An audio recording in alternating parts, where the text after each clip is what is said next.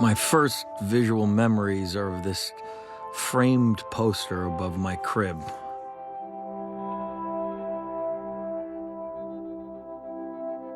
I would stare at it every night before I went to bed.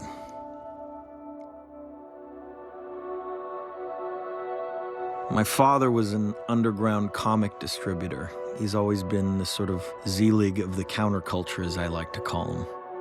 Having painted in Warhol's studio, being roomies with Lou Reed, he knew Art Crumb and all these great artists of his generation. I mean, I was brought up on all kinds of wacky visuals as a kid. So I would stare at this painting over and over. The Garden of Earthly Delights by Hieronymus Bosch. It was painted around 1500, and if you look at these panels long enough, they start to tell a story. In the first panel, you have Adam and Eve in the Garden of Eden, birds flying off in the distance, elephants and giraffe, and a lot of religious iconography. The second panel is where it starts to become more interesting. The deadly sins start to infuse their way into the painting. There's overpopulation, there's debauchery and excess. And the last panel, which is the most nightmarish one, especially from a young child's perspective, is this twisted, decayed, burnt landscape. A paradise that has been degraded and destroyed.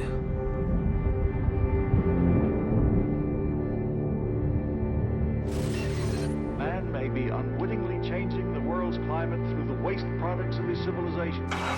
The burning of coal, oil, and wood is releasing carbon dioxide into the atmosphere. The greenhouse effect has been detected, and it is changing our climate now. Guess where the temperature goes? It goes up. Climate change is already in our backyard. Official 2012 was the hottest year in the United States. 2014, 2015, warmest year around the world. Warmest year on It record. is his activities which drove mankind out of the Garden of Eden.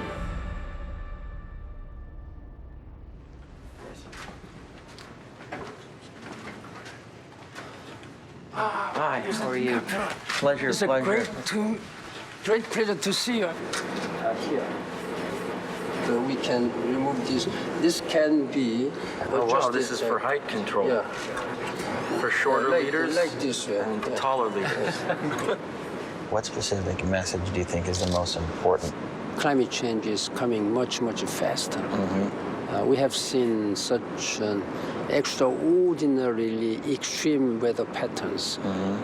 If you consider this vastness of this universe, this planet Earth is just a small boat. If this boat is sinking, then I think we will have to all sink together. I know that he has been a very committed and effective environmentalist. And that is why I really count on your leadership and vision. Please welcome the newly appointed United Nations Messenger of Peace, Mr. Leonardo DiCaprio.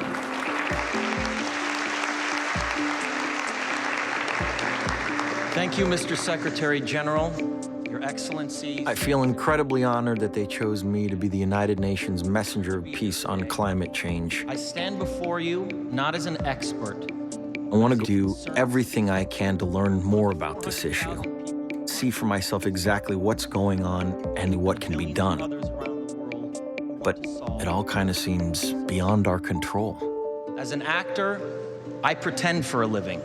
I play fictitious characters, often solving fictitious problems. I believe that mankind has looked at climate change in that same way. We keep getting inundated with catastrophic news about the environment every single day, and the problem seems to be getting worse and worse and worse. But achievable task. Try to have a conversation with anyone about climate change, people just tune out. If the UN really knew how I feel, how pessimistic I am about our future, I mean, to be honest, They may have picked the wrong guy. Hundreds of thousands took to the streets of New York today, demonstrating for action on climate change. Secretary General Ban Ki-moon called Leo a credible voice in the environmental movement, which is like calling Jeffrey Dahmer a credible voice for Stu. Leonardo DiCaprio has just naively bought into the entire global warming hoax. Who better to educate world leaders on made-up climate change and the crisis that doesn't exist than an actor from Hollywood with 0 years of scientific training?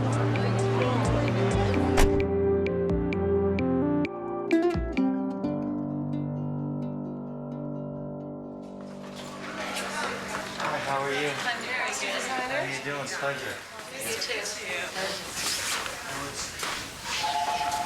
Hey! How are you? Come on. Great to see you, buddy. Good to see you. So I just started this new film. It's set in the western frontier of the United States in the early 1800s. It's basically the dawn of the Industrial Revolution and has a lot to do with men who are pillaging the natural world, wiping species out, and basically destroying cultures in the process. Those are like buffalo skulls. Alejandro, those are crazy. Not crazy, yeah. Are these fur trappers? Are these people No, that are there's selling the people skulls? that sell the skulls, yeah. It's not embarrassing. I mean, that's crazy. And the fact that they never even reflect about it, that there's an ending to this animal, we cannot just... It's insane. If you can put that in the movie, that would be unbelievable. How about this? I dare you. Okay. Hey, get to the boat! Come on, son!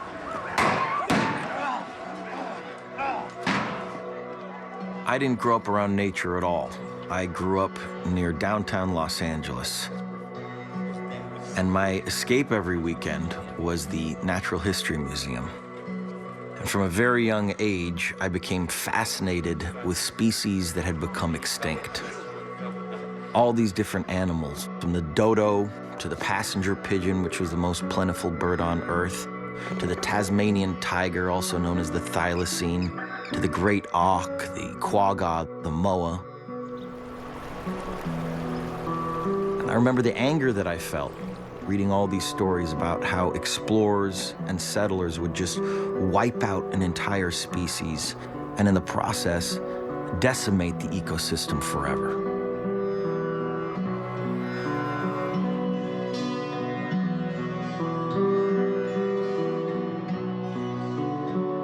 The difference now is we're knowingly doing this. It's just on a much larger scale.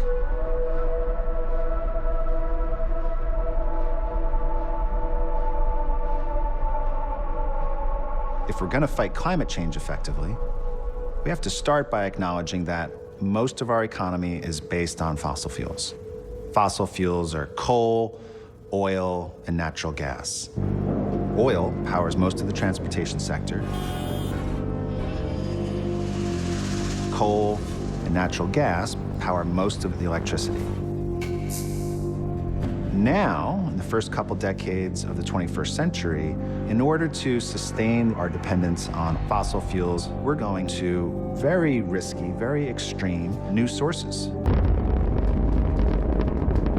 You see this in things like mountaintop removal for coal, fracking for natural gas, offshore drilling for oil, and tar sands, which is the most devastating form of producing fossil fuels. They take away massive forests. The water in the streams and rivers is poisoned. It has severe impact on wildlife, on native communities, and it requires a huge amount of energy simply to get it to our fuel tanks. There is no such thing as clean fossil fuel. Headsets are hung up in the back. The volume control is right above the microphone.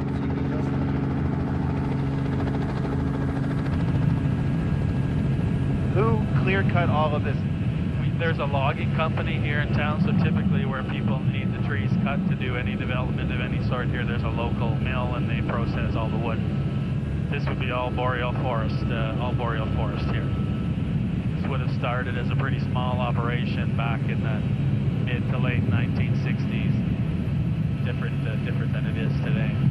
Today we produce about 350,000 barrels a day of synthetic crude oil from this facility. There's a couple of other ones. Leonardo, there's Exxon. They have started up a new mine just recently. And then there's Shell. So those are all the black is the oil sands. Yeah, you can tell by looking at it that it is oil in it. So what happens in real time is we take this sandy oil and we wash the oil out of the sand. We just pump steam into the ground, and then as the ground warms, literally the oil drops. It just falls out of the sand, and then we're done. Kind of looks like Mordor. Like what? Mordor from Lord of the Rings. It's such a massive operation. It's mind-blowing. Now this, of course, is just our mining operation. And we'll get to the extraction operation and the upgrading operation. The in situ operation is some 70 kilometers or so away, but the plants are connected by pipelines and so on. The truth is, the more I've learned about this issue and everything that contributes to the problem, the more I realize how much I don't know. How much I don't know about this issue. The first time I ever heard the term global warming, which is what it was called back then, I was in my early 20s. I had the opportunity to sit down one-on-one with then Vice President Al Gore in the White House. And he drew a picture of our planet on a chalkboard. And then he drew the atmosphere around it. And he said, this is the most important issue of our time. I had absolutely no idea what he was talking about. He said all our modes of transportation, boats, trains, planes, cars, the way we produce our food, the way we build our cities, almost everything we do releases carbon dioxide, CO2. And that leads to climate change. The polar ice caps will melt, the seas will start to rise, there'll be more dangerous weather patterns, floods, droughts, wildfires. It sounded like some nightmarish science fiction film. Except everything he said is real, and it's happening right now.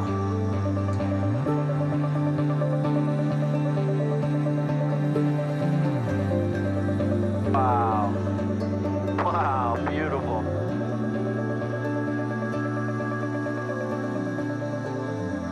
I just want to know how far we've gone, how much damage we've done, and if there's anything we can do to stop it.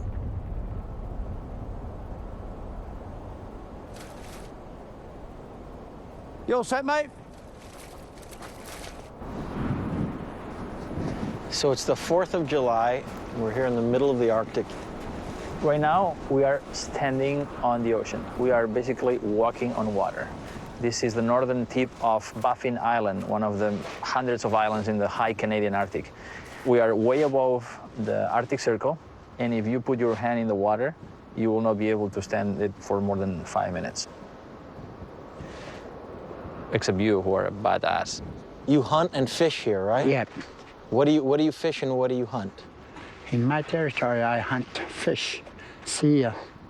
Now I hunt polar bear. Is this polar bear? Yep. Oh, well, there you go. Yep. And the ice here, yes. Since you've been around, has it been decreasing? We used to have solid ice, blue, not light blue like this, blue, hard ice. Now we usually have kind of ice cream type of ice. Mm-hmm. It's ice, but when it starts to melt, it melts pretty fast, much faster than before. 2040, you will be able to sail over the North Pole. There's going to be no sea ice left in the Arctic Ocean in the summer. We are burning so many fossil fuels that the ice is melting. The Arctic is like the air conditioning for the Northern Hemisphere. If it goes away, that's going to change currents, that's going to change weather patterns, that's going to make floods and droughts more catastrophic. It's the most dramatic transformation of a large environment ever. Look at this. right here. There are about 10,000 to 12,000 narwhals on this region. The numbers are stable here. In other regions are declining. Wow. That's awesome. And they are waiting for the ice to open up, to swim in so they can catch the flounder. I can't believe what they sound like. It's amazing. They're like purring. You know, I don't want to be in a planet without these animals.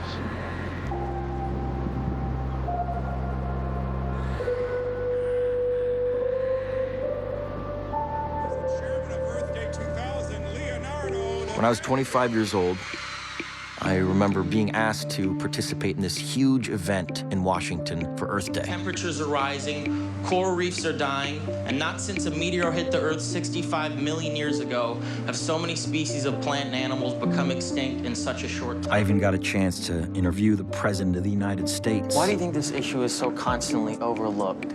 I think it's because it takes a long time for the climate to change in a way that people feel it, and because it seems sort of abstract now. At the time, there was this huge push to get the word out on global warming. Now, a couple degrees difference in today's temperatures may not seem like an emergency. Back then, everyone was focused on small, individual actions. We all have to, bring environmentalism to the American consciousness. We all have and it boiled down to simple solutions like changing your light bulb. It seemed like a positive thing at the time, you know? Changing your light bulb. But it's pretty clear that we're way beyond that point now. Things have taken a massive turn for the worse. We keep finding things that aren't in the climate models. They're used to project the future. So that tells me that the projections for the future are really conservative. If climate stays at this temperature that it's been in the last decade, Greenland is going away. Don't walk into the crevasse. Oh my God! Don't get too close to the edge. Look at how violent that is. These rapids are going so incredibly fast. This meltwater is making its way to the sea. If that's not balanced by snowfall, then the ice sheet gets smaller and sea level rises. This is actually our proper climate station. This is a climate station? I was imagining a massive igloo with all kinds of scientists doing experiments. It really does look like broken down pool equipment. What does this connect to? This is all melted out. Now, this was a hose that went down 30 feet, and now it's melted out. So, wait a minute. So this that's lying here used to be straight down under ice. Yeah, so we made... So that's the amount of ice that has melted. Yeah.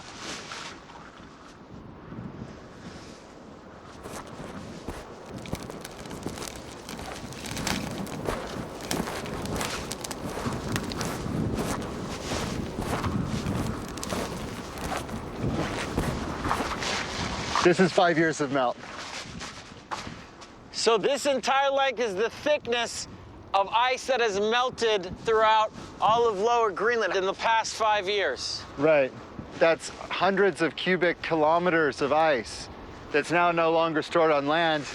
It's gone into the sea over here.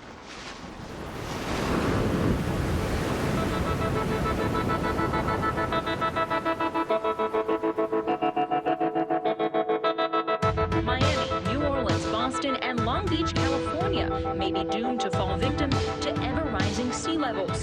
South Florida, as we know it, could be washed away by rising seas.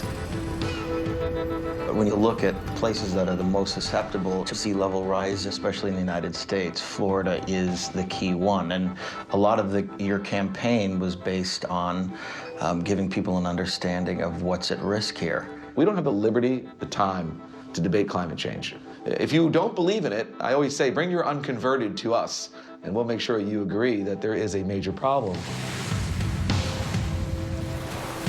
We have this thing called sunny day flooding. Picture on a beautiful sunny day, all of a sudden you'd see water coming up on the street. As the sea level rises, the water's coming up, backflowing into our streets through our drains. If the city is underwater, There's no future. How do you combat that? Exactly what's going on as far as prevention is concerned? We started putting in pumps. Take a look at this. Oh, this is the pump. Yep. We're in the process of building all across the city. This street right here used to be fully underwater. During high tide, you may need a canoe. And now what we did is we raised this road, and you can see the difference. See how that area there kind of slopes down a little bit. So the main investment is in these systems right here, raising the roads and the electric pumps. Yeah, this is a $400 million project, citywide. And of course, we're paying for it by our city revenues. I had to raise tax revenue, which you can imagine is not a very popular thing to do as a politician. And this construction, is it going to make a difference and buy you a significant amount of time? Absolutely. I would think about 40, 50 years. That's it? Yes.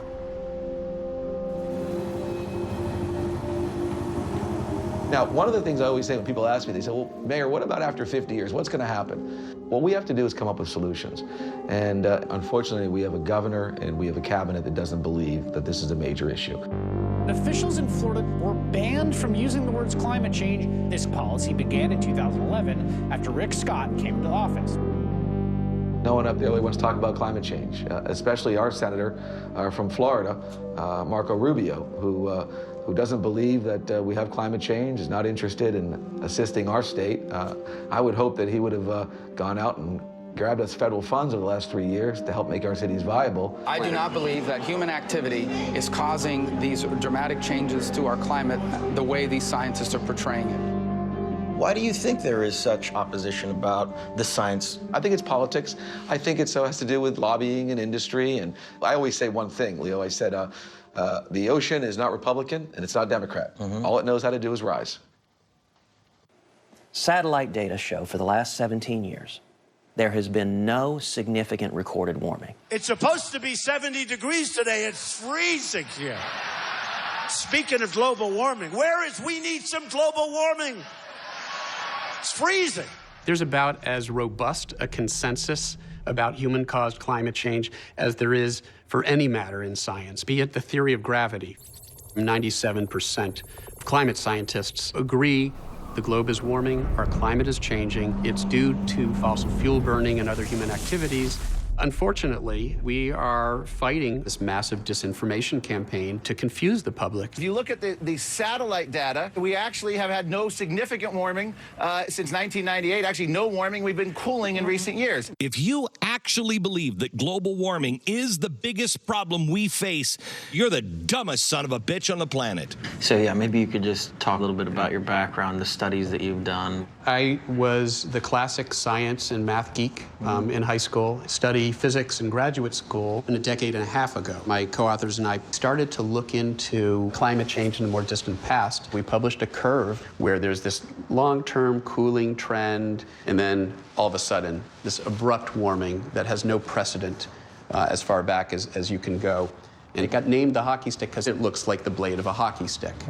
And once we had published that graph, I had set myself up for a completely different life. And why is that? And what did they do specifically? I was vilified on the editorial pages of the Wall Street Journal, on Fox News, that I was a fraud. Other German scientists have called it statistical rubbish. He's been called a statistical charlatan.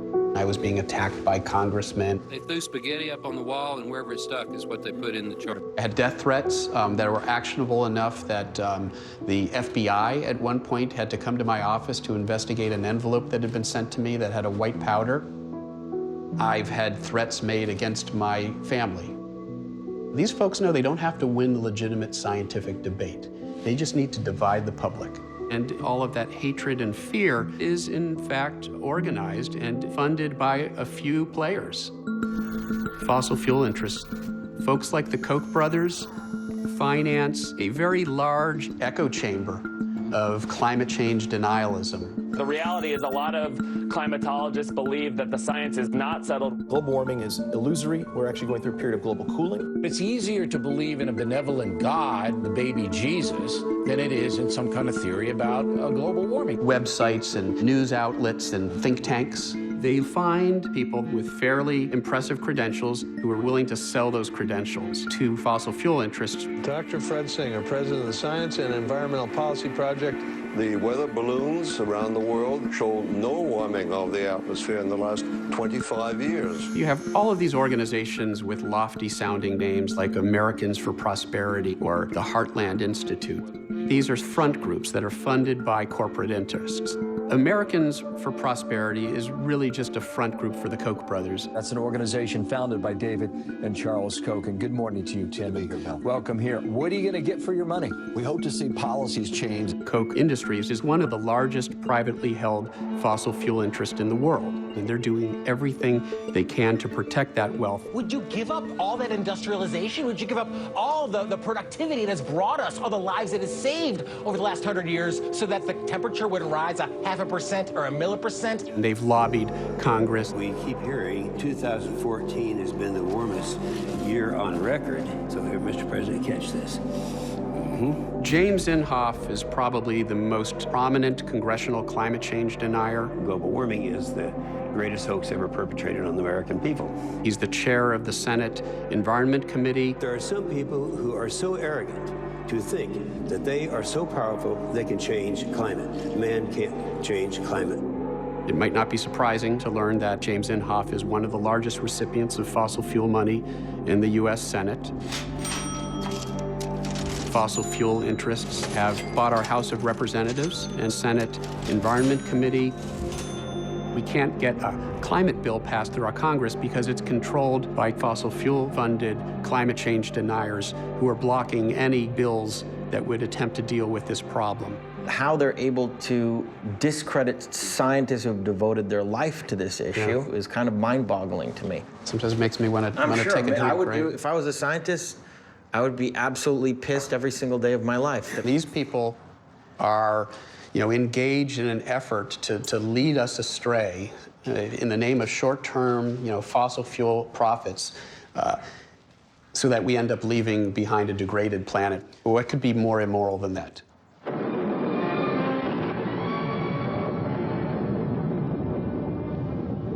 Even now, man may be unwittingly changing the world's climate through the waste products of his civilization. Due to our release through factories and automobiles every year of more than 6 billion tons of carbon dioxide, our atmosphere seems to be getting warmer. This is bad? Well, it's been calculated a few degrees rise in the Earth's temperature would melt the polar ice caps. The fact is, we've known about this problem for decades and decades, for over half a century. Every day I send you 1,000 times more power than you use in a year. Anybody working on getting power direct from old Blowhard here? Oh, yes, but not nearly enough. Roll 6B.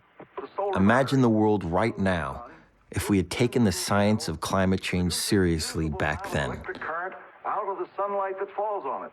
But our engineers, they'll have to build efficient generators that spread out over acres, even square miles, to compete with the cheap coal and oil still available to us. Since then, our population has increased by almost 5 billion people and counting. And China has recently surpassed the United States as the world's #1 polluter.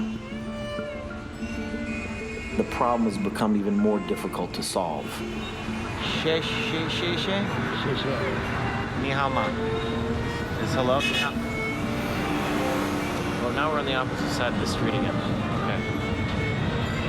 Now we're in a bike lane. In the last 35 years, China has been through a massive industrialization and urbanization, and it's growing. China is the factory of the world, manufacturing for all the Western countries. And much of the pollution of that industry is getting dumped in our backyards. And in this area surrounding Beijing, plus the Shandong Peninsula, coal consumption is equal to the total coal consumption of the United States in a not very big area.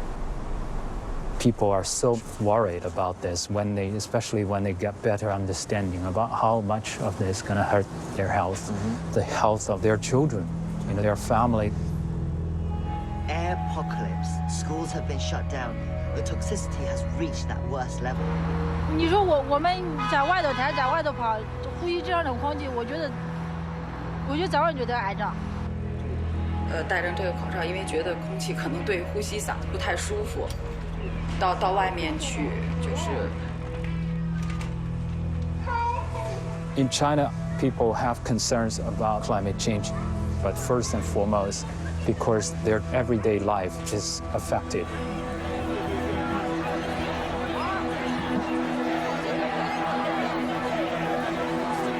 People really want to be part of the solution.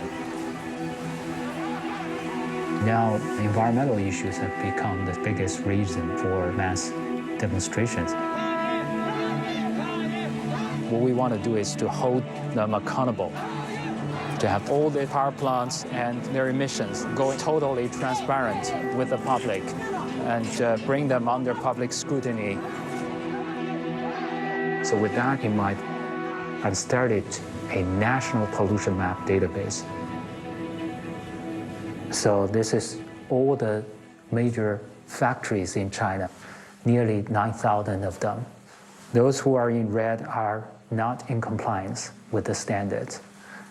Every hour, they need to give people their monitoring data. People can check this on their cell phone and push for polluting factories to address their violations. It's absolutely brilliant. You don't allow these companies to operate in the dark. And the media is very helpful. Chinese media talks about climate change on a regular basis. On a constant basis. You give people the data, you empower the people. And this popular support have motivated China's policy of green growth. The government changed its plan for renewable energy. Is there a giant push towards solar and wind here? Is that the next step? China's got some of the biggest wind and solar companies in the world now.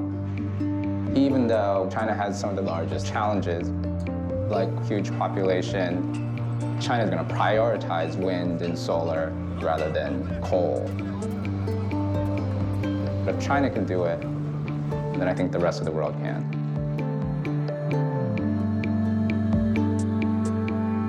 China is still heavily relying on fossil fuels, but they seem to be transitioning to renewables much faster than anyone anticipated. The question is, can less developed countries with rapidly growing populations make the same transition?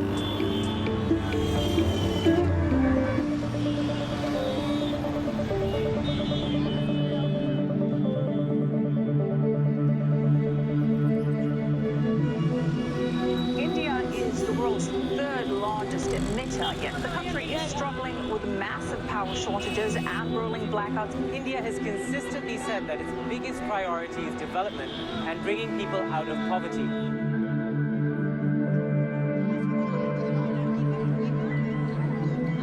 We care about climate change. But the fact is, we are a country where energy access is as much a challenge as climate change. We need to make sure that every Indian has access to energy. From what I understood, there are 300 million people without power, without light here in India. That's equivalent to the entire population of the United States. Namaste. कैसी हैं आप? मैं आपको परेशान कर रही हूँ, मगर इनने पहले ये देखा नहीं है. जी सुनीता, बहन ये क्या करती है ये? Today in villages, Indian villages, you will find people take cow dung and they make what is known called cow dung cakes or uplas in Hindi, and they burn those. And that's their only source of cooking energy. So they will make food now.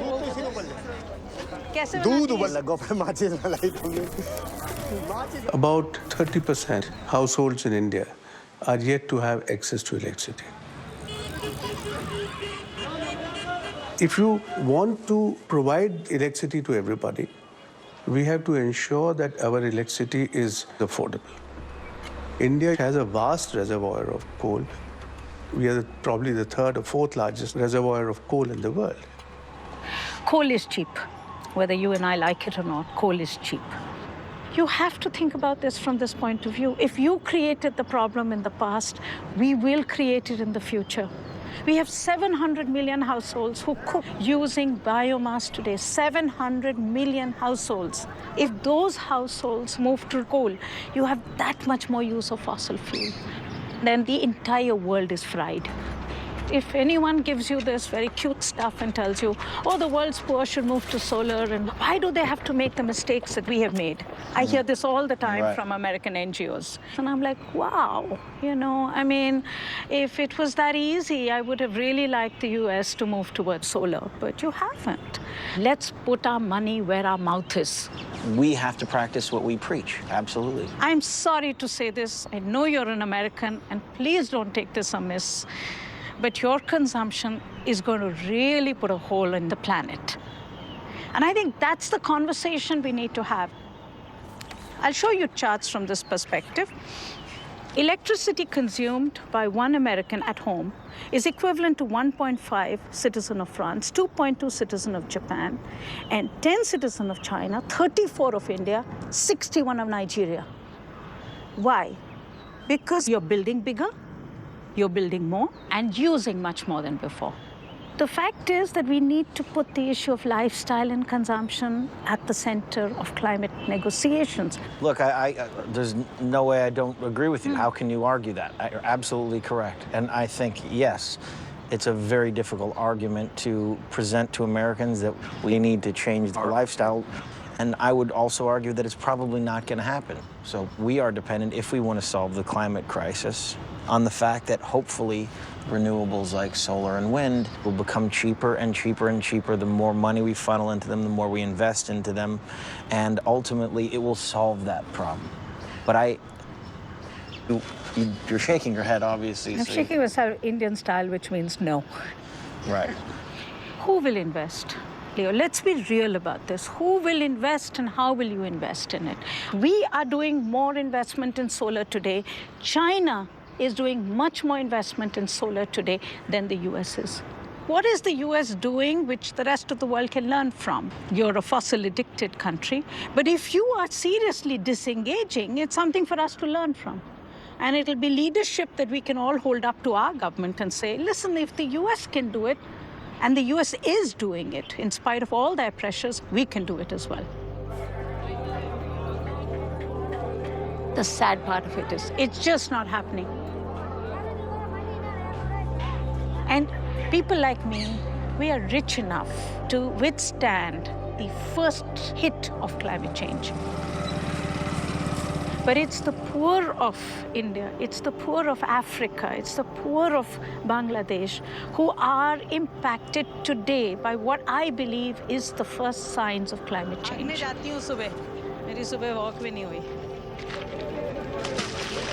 यहाँ पर क्या लगाते थे हाजी जी?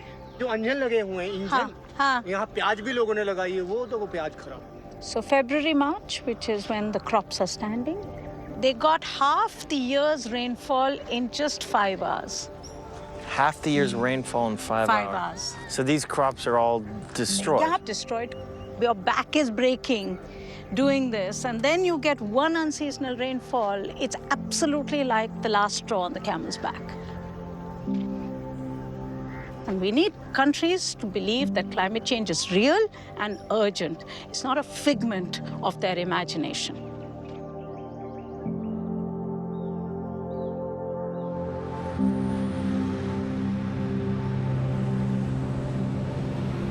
The U.S. has been the biggest emitter of greenhouse gases in history, and there's no doubt that we've all benefited from fossil fuels. I know I have. My footprint is probably a lot bigger than most people's. And there are times when I question, what is the right thing to do? What actions should we be taking? There are over 1 billion people out there without electricity, and they want lights, they want heat, they want the lifestyle that we've had in the United States for the last 100 years. If we're gonna solve this problem, we all have a responsibility to set an example. And more than that, help the developing world transition before it's too late.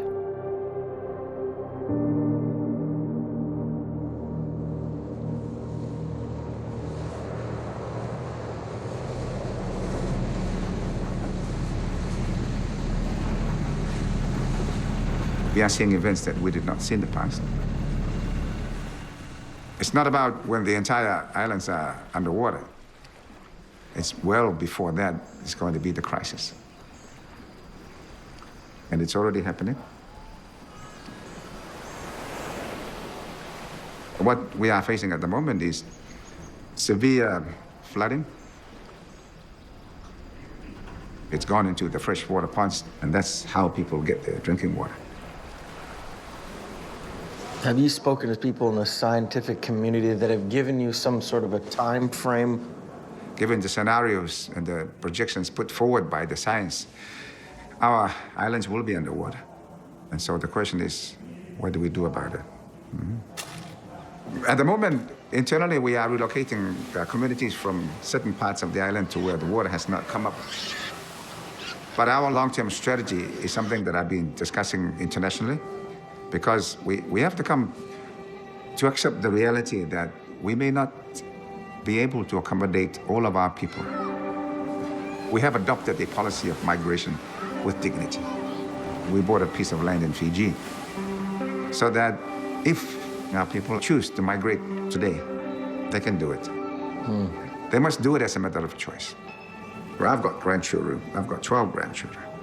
I'd like to be able to go away knowing that they will continue to have a home.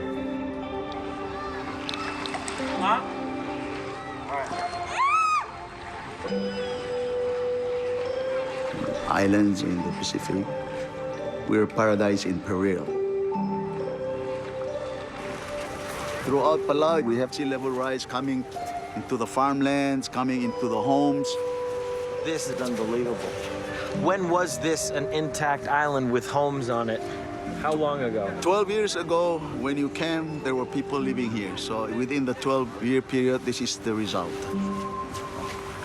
It's just a small picture of one place. The small island nations who contribute the least to the causes of climate change are actually going to feel the worst impacts, the worst scenarios because of global warming.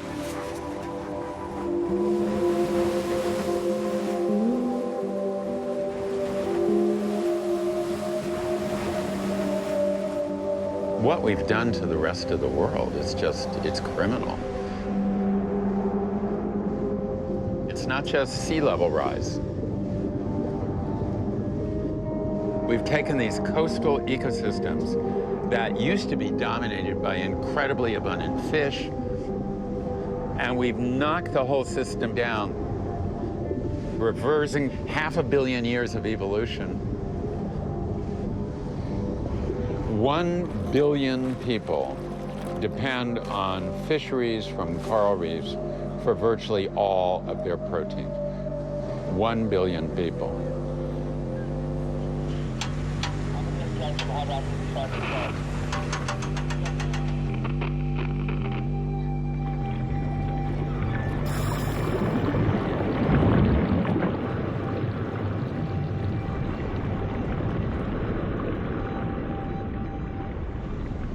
Here we are, we're on what was a pretty healthy coral reef.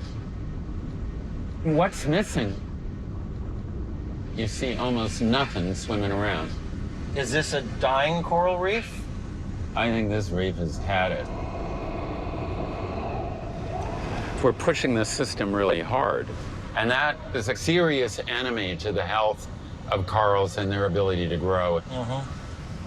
It's causing loss of people's livelihoods.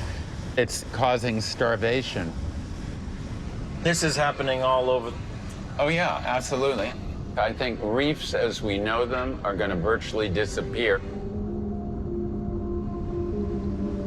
The oceans are like this big buffer because they absorb carbon dioxide. They take up about 1/3 of the CO2 that we're dumping into the atmosphere.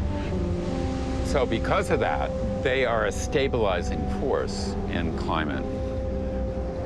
The problem is the ocean can't do its job fast enough with this absurd rate of carbon dioxide emissions.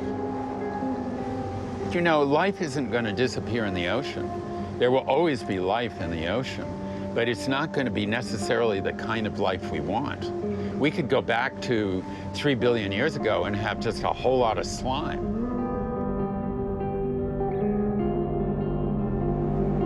We're taking away the ecosystems that normally help us to restabilize the climate. Like oceans, rainforests absorb carbon from our atmosphere. Decades and decades of the forest breathing in the carbon, storing it in the trunks and the leaves and the organic matter. So those carbon emissions are being held safe for us. Until we clear them and light them on fire, it acts like a carbon bomb and releases massive carbon emissions back into the atmosphere. Wow, this haze is intense, isn't it? The visibility not very good.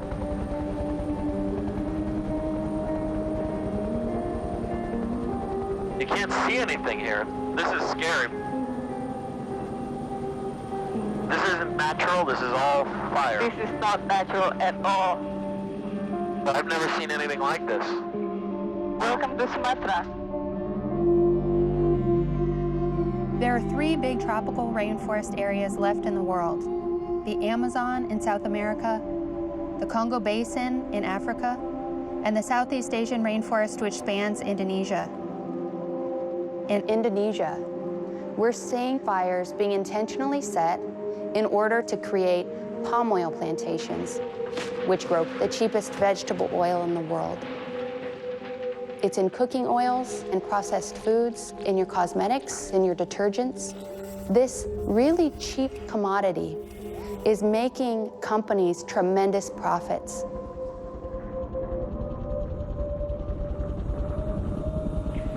So those rows down there, that's how palm oil plantation look like from above. Just as far as you can see. Rows of palm oil. They have destroyed so much of this forest, it's unbelievable.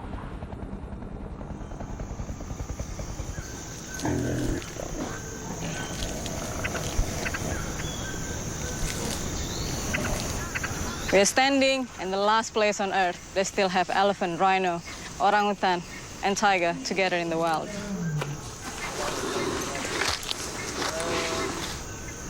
What a beauty. The expansion of palm oil industry in Indonesia have taken over about 80% of our forest. Indonesia is one of the most corrupt countries in the world. Companies bribe government officials to issue a permit for them to stop burning the land. And the forest fires release a copious amount of carbon. Last year, in 2015, when the forest fire happens in Indonesia, it emits more carbon daily than the entire US economy. And forest fires continue to happen. What's at stake is not only the livelihood of the people, but also the life of these forest species. I can't even comprehend what these forests must have looked like. Forests where rhino and elephant and orangutan would be populated into the thousands.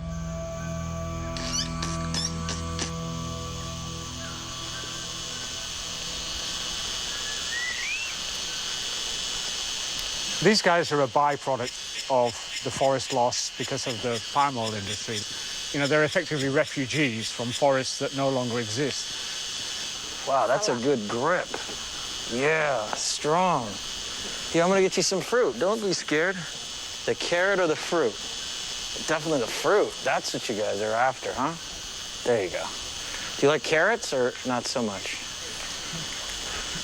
Oh my God, they're amazing. Oh.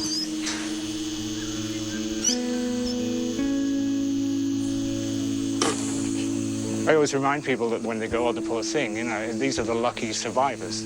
What happens to all the other orangutan? You know, all the others are dead. And the reason people are chopping down the forest to plant palm oil plantations is because people keep buying the stuff. People have to realize that what they do in their supermarket, the decisions they make in their daily lives, are affecting places like the Lotha ecosystem. If If palm oil is in almost everything we buy, how are consumers supposed to avoid this? If these products have such a devastating impact, why aren't governments setting restrictions to prevent these big corporations from destroying the planet just so they can save money? If you want something that you can do without appealing to any higher authorities, such as government or whatever, I can't think of an easier out than changing your diet. You can start tonight. So you're a scientist who studies the effects of agriculture on climate, but you grew up raising cattle and taking them to slaughter, right? I'm a scientist. That's the most important thing. So, of all the reasons for tropical deforestation, the foremost is beef. And beef is one of the most inefficient uses of resources on the planet. In the US, 47% of land is used for food production. And of that, the lion's share is just to grow feed for cattle. The things that we actually eat, like fruit, vegetable, nuts, it's a percent. Most importantly, cows produce methane, and methane is a powerful greenhouse gas. The way cows produce methane is they eat as much as they can, and when they are chewing, a whole bunch of methane is burped through the mouth into the atmosphere.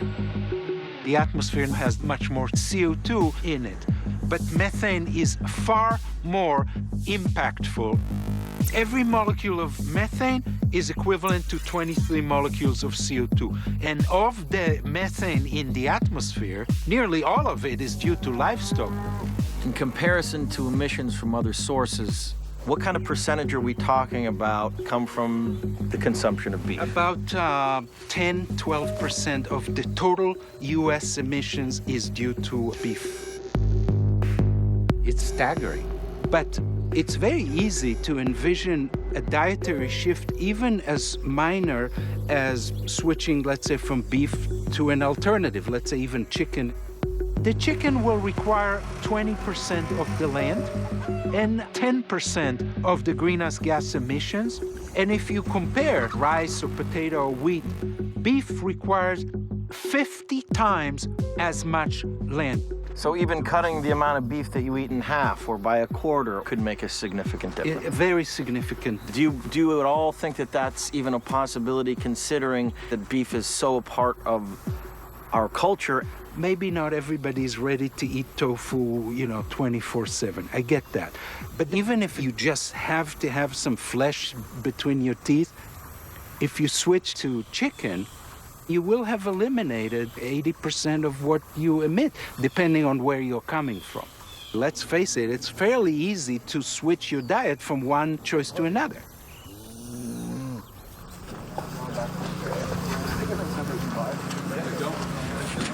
2 steps there. There. Okay, ready. A little faster.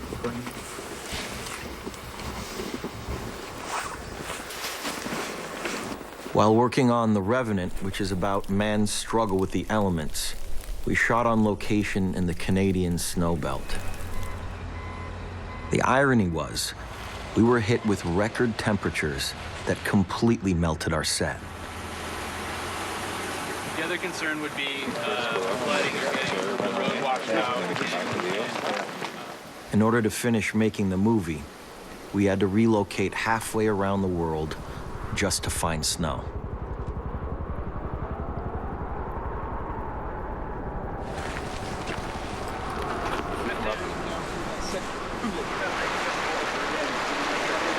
The fact that we have to come 200 people in the middle of the summer to the winter in the south in Ushuaia, 9,000 miles from where we're supposed to be shooting this 3 months ago, chasing ice because it's melting. It was a very, very warm winter. We came down to the southern tip of our continents besides the South Pole to film this, because this is where the last snow is left. I think that my point of view, I was saying to my son, I said, it's funny that it's very sad, but probably for your kids To see snow will be a super eccentric adventure. Few people will be able to see snow in the future.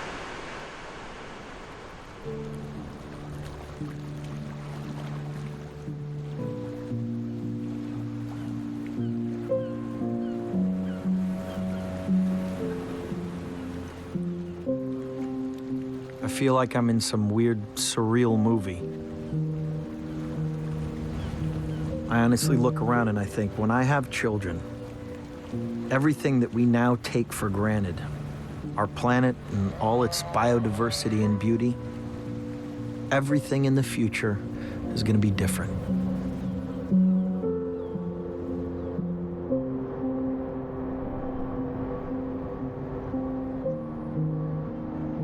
Every single light that you see has to be completely different. It has to come from a different power source. We need to build all those things differently. All the cars that are on the road need to be different. And this is one city, and if you zoom out onto a large map of planet Earth at night, you see electrification all over the world.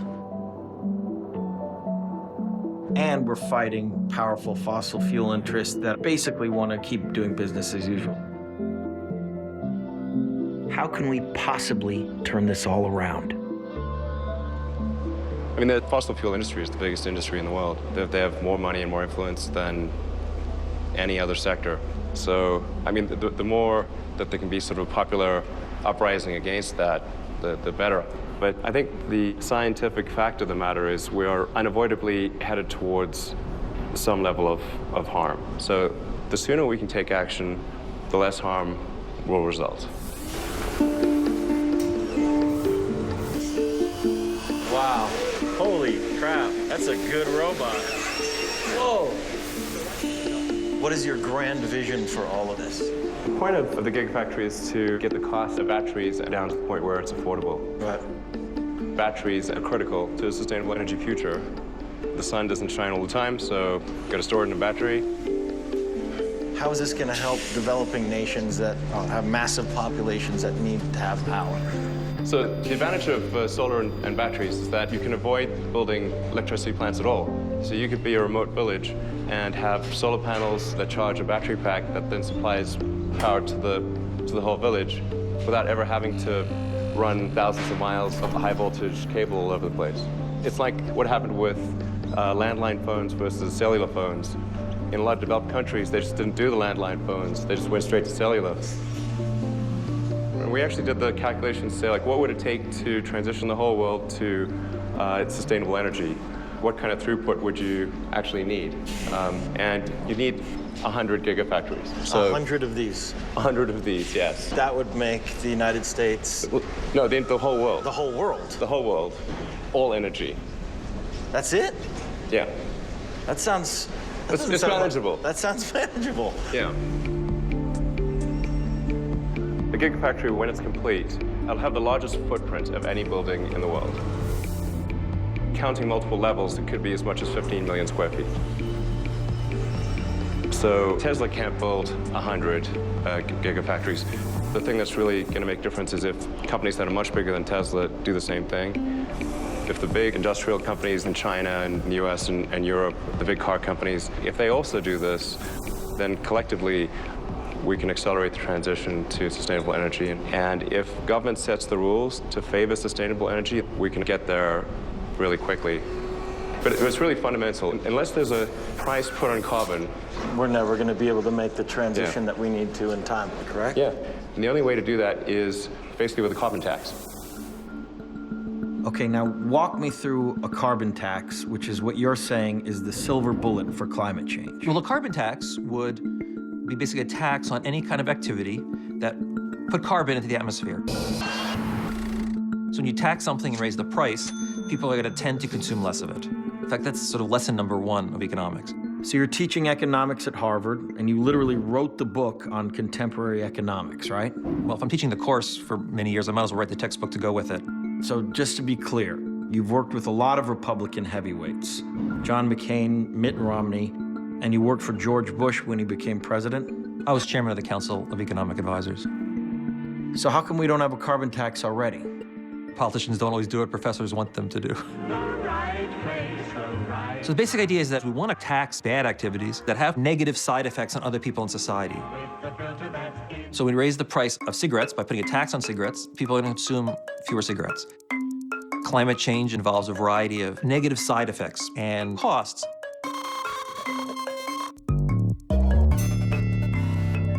A carbon tax forces people to take account of those costs. I think trying to appeal to people's social responsibility is really very, very hard because people have complicated lives and they have lots of things to worry about. They don't want to have to think about climate change every time they do every decision. They can't. And every time you turn on your car, are you supposed to think, uh-oh, what am I doing to the climate? What a carbon tax does is it nudges them in the direction of doing the right thing. So let me get this straight. You're a Republican who wants more taxes. Well, one of the important things to keep in mind is that if you have a carbon tax, you can turn around and cut other taxes in response. For example, payroll taxes. This is a tax shift rather than a tax increase. So is it possible to ever pass a carbon tax now, given the current political situation? I mean, half the people in office still don't believe in climate change. Yes, we can. During the campaign, President Obama didn't want to say the word carbon tax because it polled terribly. If we want to change the president's view of carbon taxes, we need to change the public's view of carbon taxes. Think of gay marriage. Remember, Barack Obama ran against gay marriage. I am not a supporter of gay marriage. When did he switch? When the polls started switching. I think same-sex couples should be able to get married. Politicians, whether we call them our elected leaders, are really our elected followers. They do what the people want them to do. We need to preach to the American people. And once the American people are convinced, the politicians will fall in line very quickly. President Obama and representatives from nearly 200 other countries are trying to reach an agreement to keep global warming in check. In December, the world will come together at the UN Climate Conference in Paris, and we will see whether or not we can muster the collective political will to reach an ambitious, comprehensive agreement. This is a critical year. Leo, how you doing, man? Thank you for your time. I really appreciate it. Last time we had a hug, everybody had a, did you see the result of the thing after he dated? Oh, really? Oh, yes, I remember that. I forgot about that. Good to see you, Secretary. So, after decades of failed negotiations, what makes this negotiation different from all the rest? I remember the footage of George Bush Sr. saying, we've just learned about this thing called global warming. We come to Rio proud of what we have accomplished and committed to extending the record on American leadership on the environment. I mean, we had climate summit after climate summit, and we've seen so little action. Well, let me tell you why this is different, and it really is different. Last year, President Obama was able to stand up in Beijing with Chinese President Xi and announce intended reductions in emissions for Paris. Well, guess what? When the two largest economies in the world and the two largest emitters in the world stand up and make a statement like that, that's created a momentum that never existed before. A lot of things are coming together. Tragically, the full measure of the negative impact of climate change is coming together too. What's happened now is that you have mass populations that are moving as a result of climate. Climate refugees pouring into the capital. And tempers are fraying. Or you have huge fights over water, which could erupt into wars.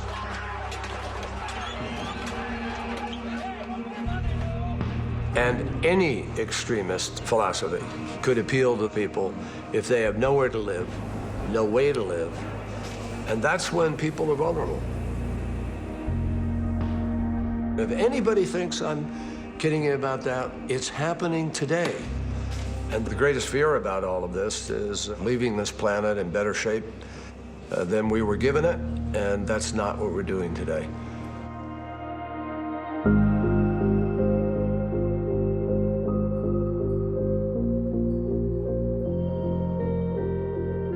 Today I spend most of my time understanding how can we secure a prosperous future for humanity in a situation where we're starting to hit the ceiling of what the planet can cope with.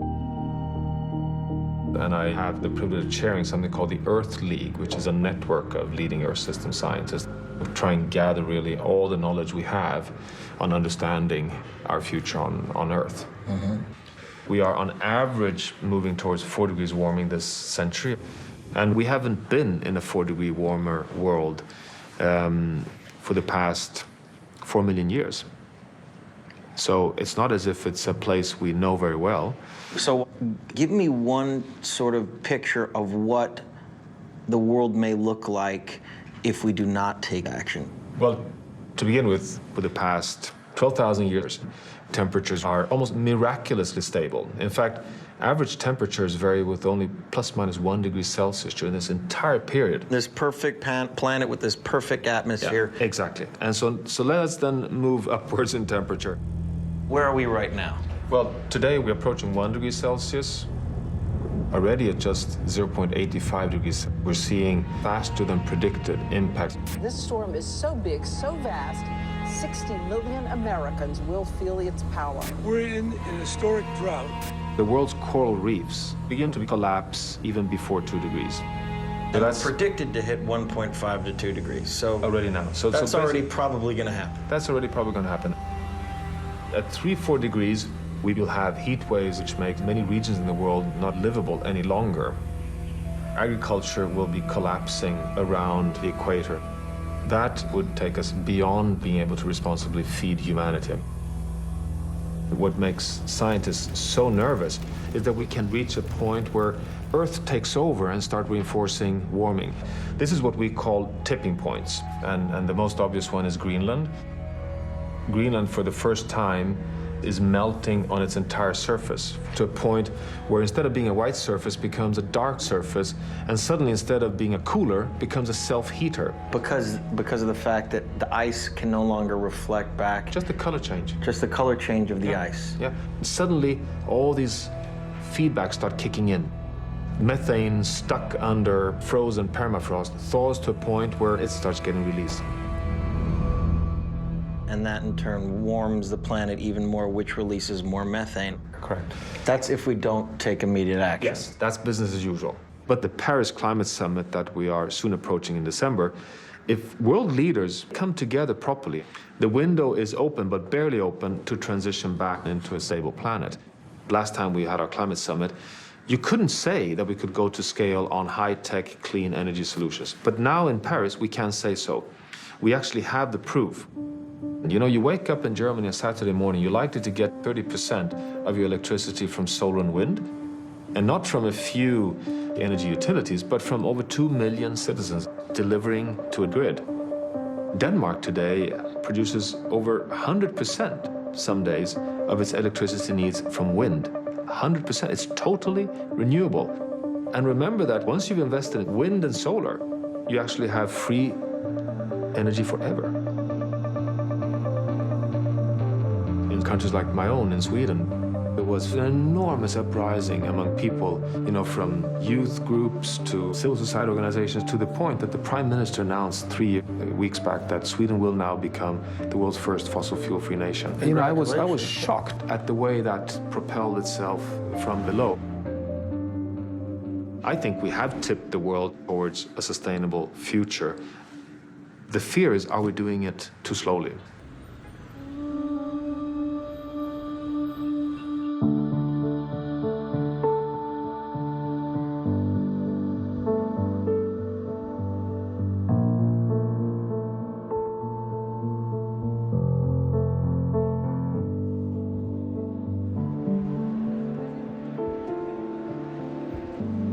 Ladies and gentlemen, you are here today to write the script for a new future. The fate of our planet is in your hands. Olive. I am a small island girl with big dreams from the island of Majuro in the Marshall Islands. Back when I was 6 or 7, my grandpa told me about how the ice in the North Pole and South Pole will melt away, and as they melt, the water will rise and soon flood our islands. This agreement is for those of us whose identity, whose culture, whose ancestors, whose whole being is bound to their lands. This agreement will help the world prepare for the impacts of climate change that are already here, and also for those we know are now headed our way inevitably. Nearly a quarter of a century of global climate talks have come to this pivotal moment in Paris. 195 countries saying they'll do everything in their power to change. Je vois que la réaction est positive, je n'entends pas d'objection. L'accord de Paris pour le climat est accepté.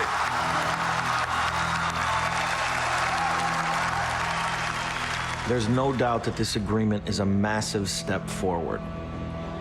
But does it go far enough? The Paris Agreement calls for keeping climate warming to well below 2 degrees Celsius, while striving for 1.5. There's no mention of a carbon tax. There's no mention of any penalties. There are no enforcement provisions. We just have to take it on faith that all these countries are going to follow through with what they say. How likely is that? This is an unattainable deal that Congress has already voted to reject. The fact that we're going to have a 26 to 28% reduction in CO2 emissions, that isn't going to happen. I chair the committee that has jurisdiction over the Environmental Protection Agency. We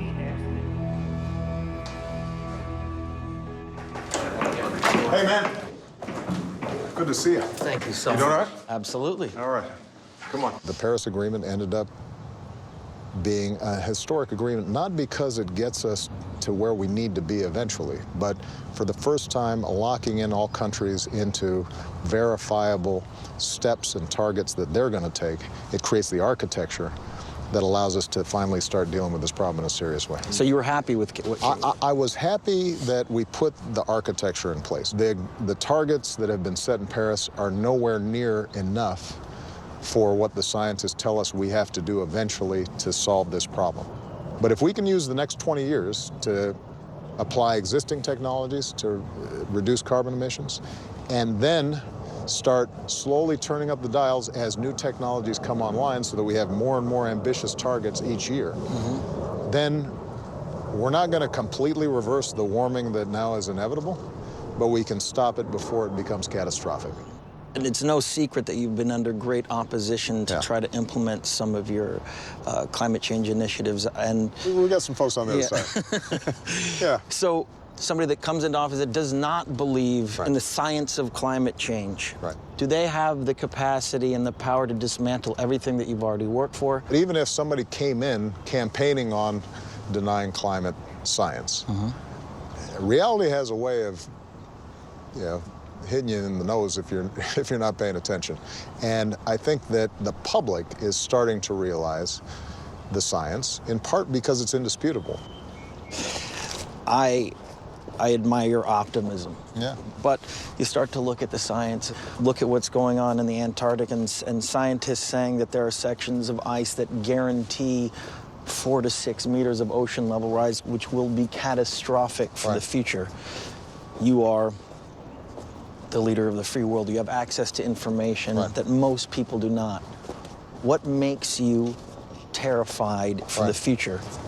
A huge portion of the world's population lives near oceans.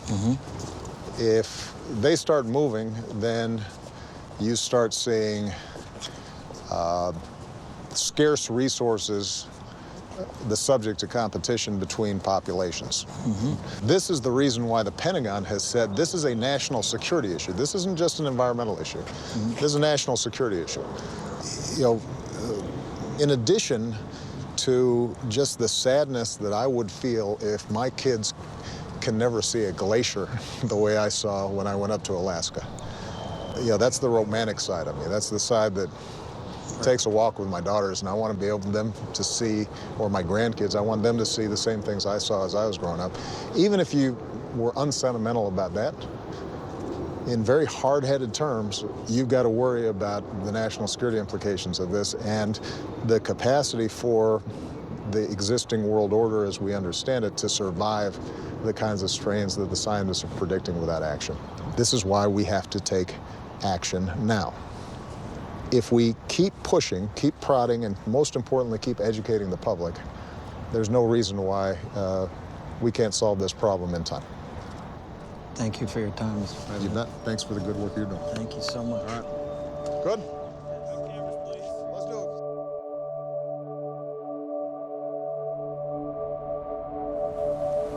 it. I realized that as a science community, we have not done the best job, frankly, of communicating this threat to the public. But when you go up there and see it with your own eye, how thin the world's atmosphere is. Tiny little onion skin around the Earth. So that's all the oxygen that we breathe, that's the CO2. Everything we burn goes into it. It's an astonishingly fragile film. You know, I knew intellectually how the Earth system works, because that's what I've been doing for 20 years, to see how the atmosphere and the ocean, all the elements of the system work together. So I understood it intellectually. But it's like being an ant trying to understand what an elephant looks like by crawling all over the elephant. But when we were up there in orbit and you could see 1,200 miles in any direction, I mean, let me tell you, it's kind of a revelation. Seeing all the cities at night, millions of people all working away, doing something. Come around the day side of the world, seeing the natural systems, the hurricanes, huge, great big wheels, you know, over the oceans. Saw the Amazon River go between my feet for like 5 minutes, you know, on the whole green carpet either side. Just beautiful, all the way out to the sea. And, you know, there was the sun coming up over the Amazon, the whole forest waking up and doing what it does every day, you know, breathing in and breathing out. So I you know, at the end of all that, I became immensely fond, more fond of the planet, you know, which I never thought about when I actually just live on the surface. And also kind of fond of the people on there too. It's like being taken away from your family and coming back. And, you know, I wish it all well. Just for Christmas, I got told I got pancreatic cancer, you know, stage 4, so it's elsewhere in me, not just in one place. So, you know, the odds are I won't be around for very long. You know, it's very small chance of survival. So, that's really motivated me, you know, to think about what's important to do. What can I contribute in the time I have left? So this is a model simulation of the Earth now. We have about 20 satellites that are dedicated to looking at the Earth every day. One looks at clouds, one looks at the sea surface temperature. OCO looks at carbon dioxide in the atmosphere. All this information comes in, and this is the tool we use to do climate simulation. Here's an example of one thing we can see. This is ocean surface temperature as measured from space. This is the whole world's surface temperature. You can see the poles melting there. Wow. Yeah. This is the way to do it, man. I mean, this is the way to really see what's going on. Here's a Gulf Stream. Look at this. This is the motion of the ocean. This is like a great piece of art. It is, isn't it? Biggest impact would be here. In the Gulf Stream. Yeah. Now this current here, is it? The dumping of ice off melting Greenland would stop this conveyor belt. And the Gulf Stream would slow down and stopping the transport of heat from here to there. And then Europe would get cold toes because there's a lot of heat transport from the tropics across the North Atlantic that keeps Europe warm. I mean, so Europe would get colder? Yeah. Right? Because that's the big misconception about climate change, is that everything gets warmer. Yeah. Wow. And here's the most advanced precipitation satellite in the world. It's very important because we think the biggest impact from climate change is the moving of the precipitation belts. From the equator, they'll go further out. So we're already seeing so that causes persistent drought. More drought in places that are already too hot. Yes. And there's a lot of papers written in the State Department and elsewhere how that sustained drought has helped fuel the conflict, the Syrian civil war, Darfur, Sudan, all these places that are short of water, short of food. Is this throughout the entire planet, or is it just this particular region right here? No, we expected the whole world. We expect bits of India. We expect in the U.S., Oklahoma, you know, the Dust Bowl region. We expect that to get much, much drier over the next few decades. Oh, my God. Right. And what about my home state of California here? Not looking great, I'm afraid. Now, our models predicted persistent drought in the Dust Bowl and here for 50 years from now.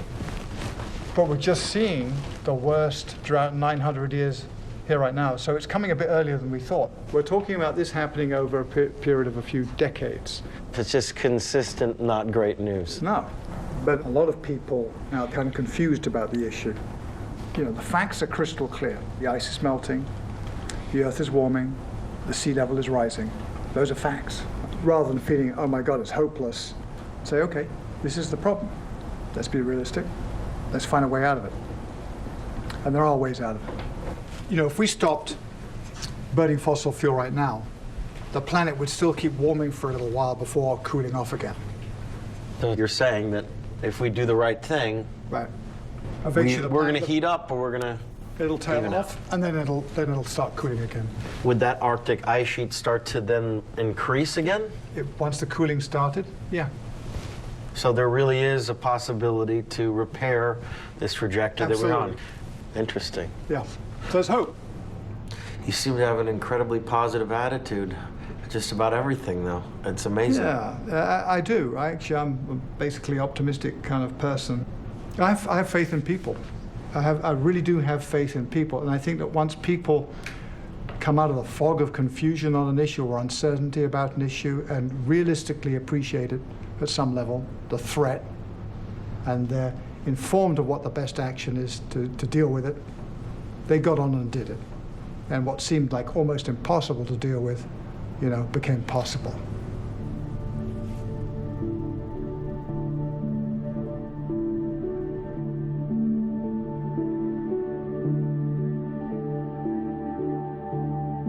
I still think a lot about that picture that used to hang above my crib.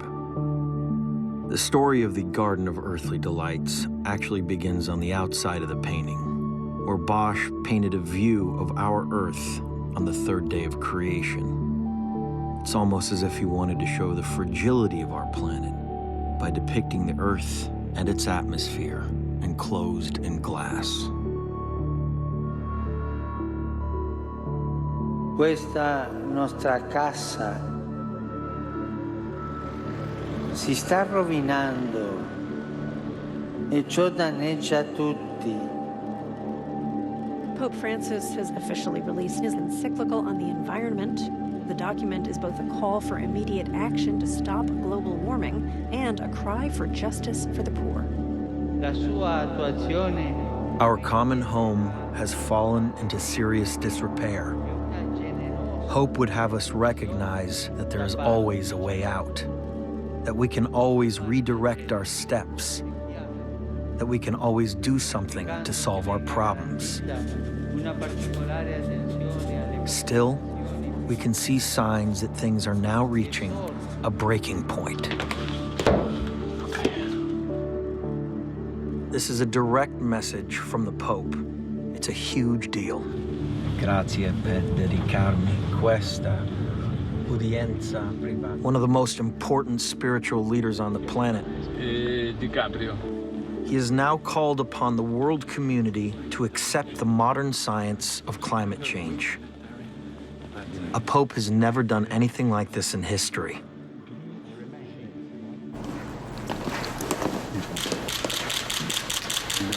Sua Santità, grazie per dedicarmi questa udienza privata con lei. Being able to spend time and sit with the Pope was a pretty profound experience. This is a book, Hieronymus Bosch's, was hanging above my crib as a young boy.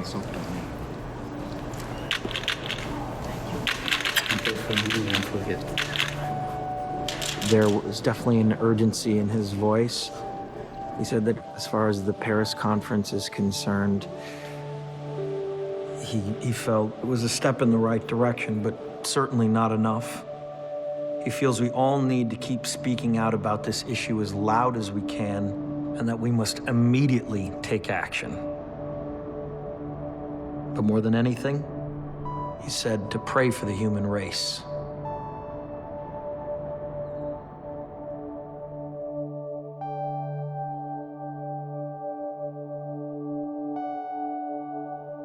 After everything I've seen, it's become pretty obvious that we're no longer living in that first unspoiled depiction of Eden.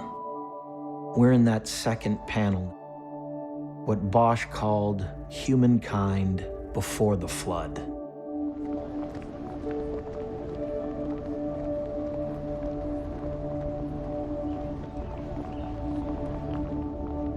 And what haunts me the most is that last panel, the one with the charred, blackened skies, a planet that we collectively have left to ruin. The question is, can we change our course in time?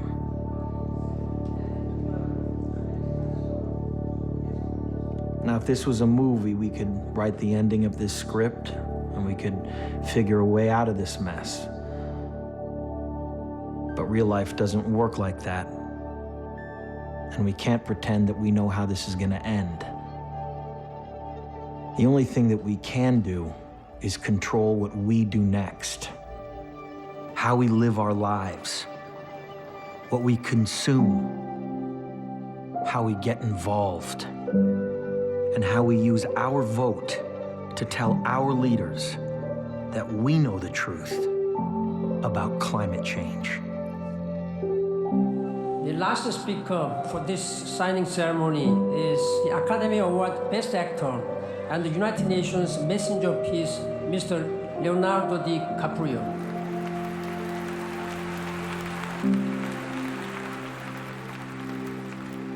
Thank you, Mr. Secretary General, for the honor to address this body. And thanks to the distinguished climate leaders assembled here today who are ready to take action.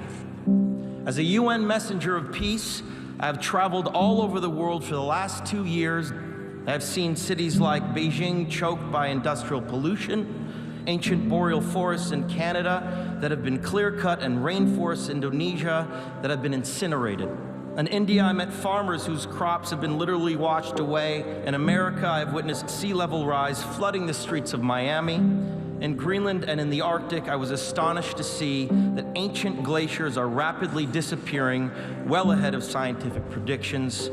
All that I have seen and learned on my journey has absolutely terrified me. Now think about the shame that each of us will carry when our children and grandchildren look back and realize that we had the means of stopping this devastation, but simply lacked the political will to do so. Yes, we have achieved the Paris Agreement. More countries have come together here to sign this agreement today than for any other cause in the history of humankind, and that is reason for hope. But unfortunately, the evidence shows us that it will not be enough. A massive change is required right now, one that leads to a new collective consciousness, a new collective evolution of the human race, inspired and enabled by a sense of urgency from all of you. We can congratulate each other today, but it will mean absolutely nothing if you return to your countries and fail to push beyond the promises of this historic agreement. After 21 years of debates and conferences, it is time to declare no more talk, no more excuses, no more 10-year studies, no more allowing the fossil fuel companies to manipulate and dictate the science and policies that affect our future. The world is now watching. You will either be lauded by future generations or vilified by them. You are the last best hope of Earth. We ask you to protect it, or we and all living things we cherish are history.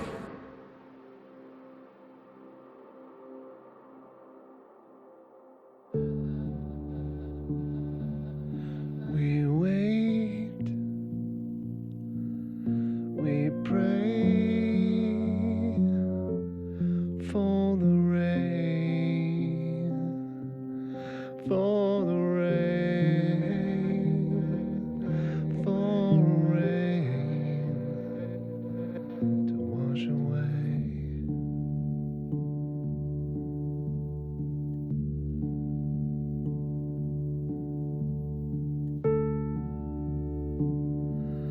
We try, deny, to believe,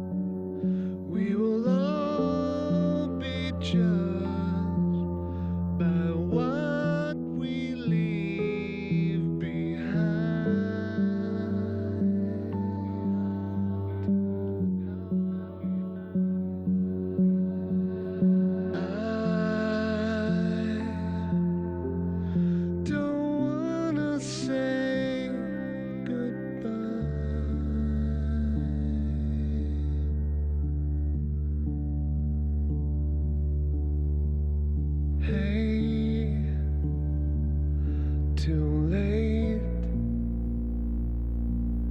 to look you in the eye, in your eye, in your eye,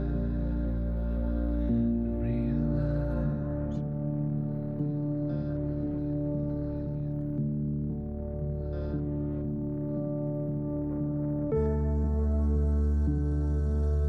we find in time we're the same, we're the same, all to blame.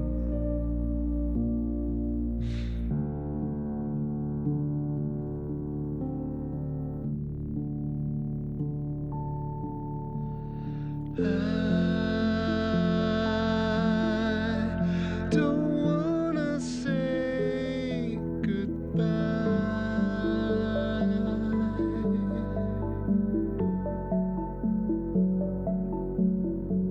Stars